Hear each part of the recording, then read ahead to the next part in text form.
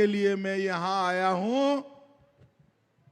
ऐसे हमारे दोनों प्रत्याशी श्री टंकेश्वर राभा जी दुधनोई के, आगे आओ टंकेश्वर जी, और पवित्र राभा जी गोलपुरा वे से, पवित्र आगे आओ, जरा जोर से ताली बजाओ दोनों के लिए। हमारे दोनों प्रत्याशियों को प्रचंड बहुमत से जिताने का काम आप लोगों को करना है। मैं जब बैठे दोनों बैठे, आप जब मैं यहां आया हूं तब सबसे पहले मां कामाख्या को प्रणाम कर कर मेरी बात की शुरुआत करता हूं। मैं गोवालपारा किसान श्री सूर्य पहाड़ टुकेश्वरी मंदिर, जय भूम कामाख्या मंदिर, नंदेश्वर पीठ और अगाध आस्था की मालकिन मां वनवासी मां को भी प्रणाम कर कर मेरी बात की शुरुआत करता हूं। भाइयों बहनों, इतने सारे राभा समाज के लोग यहां पर हैं। मैं पूरे भारत में जिनको कला गुरु के नाम से जाना जाता है, विष्णु प्रसाद राभा, कला गुरु विष्णु प्रसाद राभा जी को मैं प्रणाम करना चाहता हूं। प्रतिमा बरुआ पांडे, उनको भी मैं प्रणाम करता हूं। महान स्वतंत्रता सेनानी सर्वेश्वर राभा, उमाचरण राभा, लुद्रो मोहन राभा और पद्मश्री जिनको मोदी जी ने दिया, बीरूबाला राभा जी को भी प्रणाम कर कर मेरी बात की शुरुआत करना चाहता हूं। मोबाइल लाओ।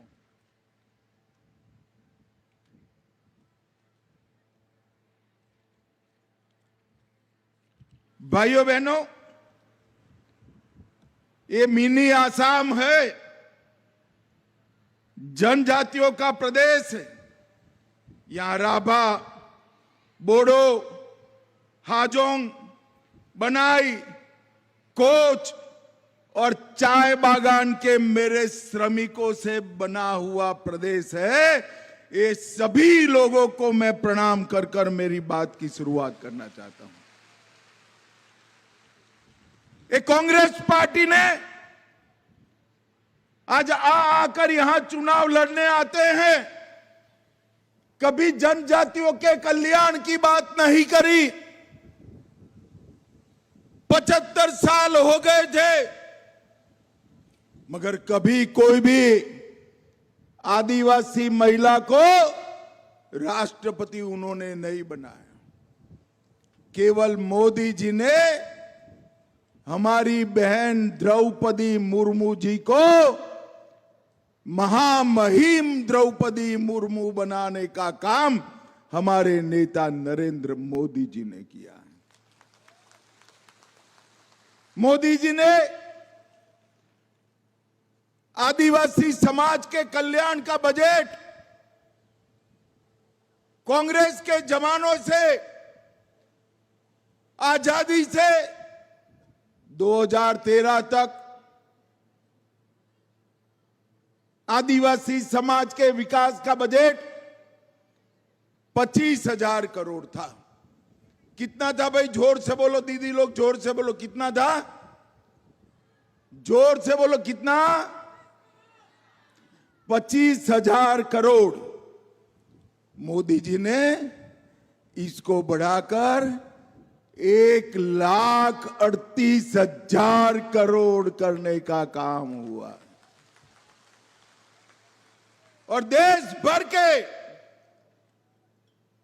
आदिवासी समाज को, जनजातियों को उनकी कला, उनकी संस्कृति, उनका खान पान, उनकी वेशभूषा, उनका संगीत, उनके नृत्य को मोदी जी ने विश्व भर में बढ़ाने का काम किया है। ये दुधनोई नदी जो है ना, इसको दूध की नदी कहते थे, इसलिए दुधनोई नाम पड़ा है। ये दीदी लोग ताली बजाते हैं, मगर डेयरी है एक भी है क्या? आप मेरी बात समझो, ये दोनों लोगों को चुनकर भेज दो। आसाम के हर जिले में एक बहुत बड़ी डेयरी और हर ट्राइब के घर में एक गाय और एक भैंस देने का काम भारतीय जनता पार्टी करेगी।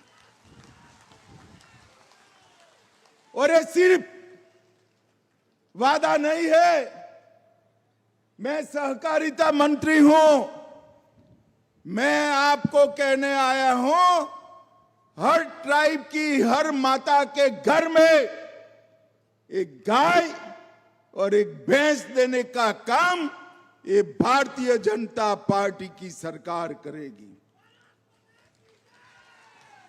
भाइयों बहनों, आप मुझे बताओ, घुसपैठियों को रोकना चाहिए या नहीं रोकना चाहिए?